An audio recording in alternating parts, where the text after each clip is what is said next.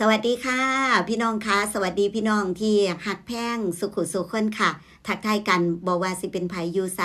ข่าวคราวเกี่ยวกับหมอร้องหมอล่ำศิลปินคนดังต่างๆคลิปนี้ขออนุญาตเว้าถึงเรื่องของคุณเอกชัยศรีวิชัยค่ะซึ่งเป็นศิลปินผู้มีชื่อเสียงมายาวนานนะคะพี่น้องคะเป็นดาราศิลปินที่มีชื่อเสียงที่เฮาฮู้จักคุ้นเคยนะคะพี่น้องเพิ่นเป็นคนทางภาคใต้ค่ะบัดตานี้ย่ามที่ภาคใต้เกิดสถานการณ์น้ำท่วมแบบนี้เพิ่นก็บ่ได้นิ่งนอนใจพี่น้องคะมีการส่งทีมงานเนาะเข้าไปในพื้นที่ไปซอยเหลือผู้ประสบภัยน้ำท่วมมีสิ่งของไปแจกผู้ประสบภัยน้ำท่วมแล้วหลังจากนั้นพี่น้องคะน้ำลดเด้น้ำลดสิ่งของบ้านเรือนเสียหายสิ่งของต่างๆตู้เย็นโทรทัศน์พัดลมเครื่องซักผ้าเครื่องใส่ไฟฟ้าต่างๆเสียหายบางอย่างอาจจะบ่ถึงกับว่าต้องซื้อใหม่สามารถซ่อมได้นี่ค่ะเพิ่นประกาศรับสมัครสร้างเพิ่นจะไปตั้งนะเป็นศูนย์ซ่อมพี่น้องซ่อมฟรีพี่น้องเดี๋ยวอ่านให้ฟังเด้อเพิ่นจะไปตั้งศูนย์ซ่อมเครื่องใส่ไฟฟ้าให้ฟรีนะคะนี่รับสมัครช่างซ่อมเครื่องใช้ไฟฟ้าตู้เย็นทีวีเครื่องซักผ้าไปประจำอยู่หาดใหญ่ประมาณ 1-2 สัปดาห์พี่เอกจะไปตั้งหลักที่เกาะเสือเปิดให้ชาวบ้านนำเครื่องใช้ไฟฟ้ามาซ่อมได้ฟรีไม่มีค่าใช้จ่ายใดๆพี่เอกจะไปอำนวยความสะดวกให้ทุกคนนะครับเพิ่นว่าพี่น้องเพราะฉะนั้นผู้ใดที่มีความสามารถได้เป็นสร้างเนาะก็ติดต่อเพิ่นไปเด้อค่ะเด้อแล้วนอกจากนั้นนี่คือน้ำใจของเพิ่นพี่น้องบ่ได้นิ่งนอนใจยามมีภัยเดือดร้อนเพื่อนมนุษย์น้ำกันคือว่าเนาะบ่ได้นิ่งนอนใจคนไทยน้ำกันเพิ่นก็เป็นอีกหนึ่งบุคคลที่เป็นคนดังเป็นศิลปินเป็นดาราศิลปินเป็นคนดังแต่บ่นิ่งนอนใจพี่น้องนอกจากนั้นนะคะนี่เพิ่นระบุมือมาแล้วพี่น้องวันที่1ธันวาคม68เปิดครัวกลางที่วัดเกาะเสือหาดใหญ่โดยเอกชัยศรีวิชัยแ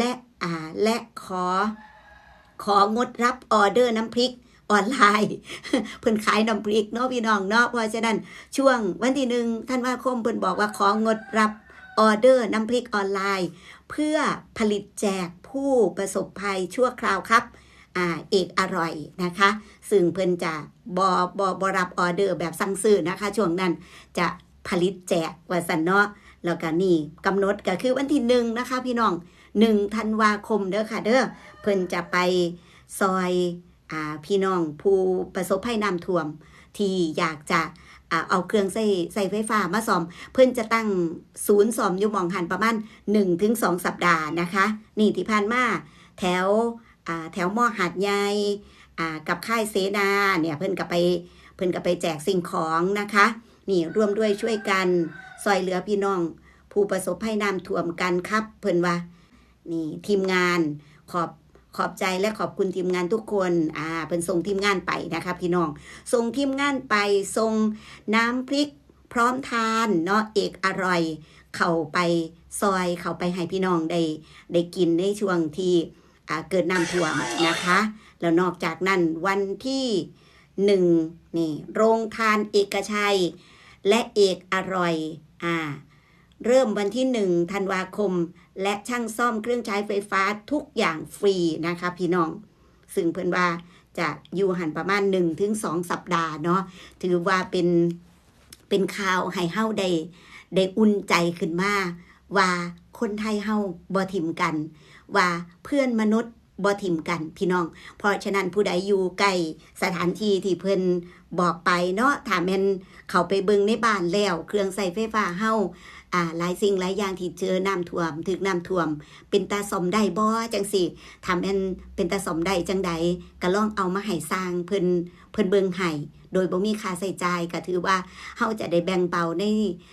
ภาระต่างๆเอาเงินไปซื้ออย่างอื่นคือว่าเนาะในส่วนที่จะเป็นค่าซ่อมตู้เย็นโทรทัศน์พัดลมอีหยังล่ะเครื่องใช้ไฟฟ้าอื่นๆก็ถ้าซ่อมได้ก็ถือว่าดีแล้วเฮาก็บ่ต้องเสียค่าซ่อมนำก็ไ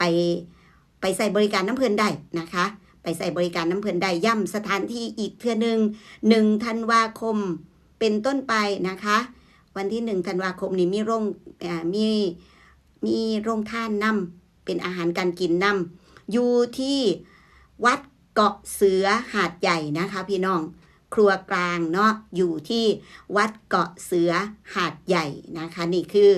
จากคุณเอกชัยศรีวิชัยเป็นศิลปินทางภาคใต้ที่มีสื่อเสียงมายาวนานนะคะพี่น้องแล้วก็มีผลงานแบบหลายแห่งผลงานเยอะแยะมากมายบ่ว่าจะเป็นแบบหนังบ่ว่าจะเป็นละครบ่ว่าจะเป็นแบบของเพลงนี่แหละเนาะการแสดงมีวงของเพิ่นเองจังซี่นะคะพี่น้องทั้งใต้แห่งจะคุ้นเคยและหูจักเพิ่นดีนะคะก็ถือว่าเป็นบุคคลอีกบุคคลหนึ่งที่บ่นิ่งนอนใจบ่ทิมกันว่าสันทเนาะบ่ทิมกันแล้วน้ำใจของเพิ่นจะไปซ่อมเครื่องใช้ไฟฟ้าให้ฟรีรับสมัครสร้างเนาะผู้ใดที่สนใจจังใดก็ติดต่อกับเพิ่นเด้อค่ะเด้อผู้ที่มีความสามารถในการเป็นสร้าง 1-2 สัปดาห์ในการที่จะไปอยู่ในพื้นที่มองหันนะคะฝากพี่น้องไว้นำแล้วกันเนาะเว้าสู่กันฟังถือว่าเป็นข่าวคราวความเคลื่อนไหวจักนิดจักน้อยก็ยังดีเราฝากพี่น้องซอยแช่ไปนำนะคะซอยแช่ไปรวมด้วยซอยกันซอยกันเป็นกระบอกเสียงถึงแม้ว่าเฮาจะเว้าภาษาอีสานจังซี่เนาะแต่ก็หวังว่าเพิ่นจะเห็นในความตั้งใจของเฮาหรือว่าได้ยินถึงความตั้งใจของเฮาจริงๆเว้าภาษากลางก็เว้าได้อยู่ค่ะแต่ได้เริ่มต้นอีสานแล้วก็ขอให้เป็นอีสานนี่ล่ะเนาะ หรือว่าให้ฝากถึงพี่น้องชาวใต้จักหน่อยนึงบ่อย่าลืมนะคะโอ้ยบ่คือดอกว่าซั่น ก็เว้าได้อยู่พี่น้องแต่ว่าเฮาปักหลักเว้าภาษาอีสานแล้วเนาะก็ถือว่ารวมด้วยซอยกันนั่นล่ะฝากแชร์ในเด้อค่ะพี่น้องเป็น1กระบอกเสียงเพิ่นจะเห็นคน2คน3คนก็ยังดีพี่น้องเฮายังมีความรู้สึกว่าเฮาซอยหม้องนี้ได้คือซอยหยังก็ซอยได้คือว่าเนาะคือเฮาซอยพ่อซอยหยังใดก็ซอยในสิ่งนั้นสาวน้ำยืนก็ซอยเป็นกระบอกเสียงหม้องนี้แล้วกันเนาะเพื่อส่งข่าวบอกข่าวกันไปผู้ใดฟังภาษาอีสานแล้วไปแปลให้หมู่ฟังผู้เพิ่นเป็นคนไต้ก็ได้ตัวล่ะแม่นบ่ล่ะซอยจังได๋ก็ได้พี่น้องขอให้เฮาเต็มใจที่จะซอยกันฝากพี่น้องซอยแช่นำนะคะขอบคุณหลายๆเด้อค่ะเด้อพี่น้องอยู่ดีมีแห้งหักแพงแบ่งปันนะคะสวัสดีค่ะขอเป็นอีกหนึ่งกำลังใจซอยสุขุสู่คนขอให้ผ่านพ้นวิกฤตในเทื่อนี้โดยเร็ววันเด้อจ้า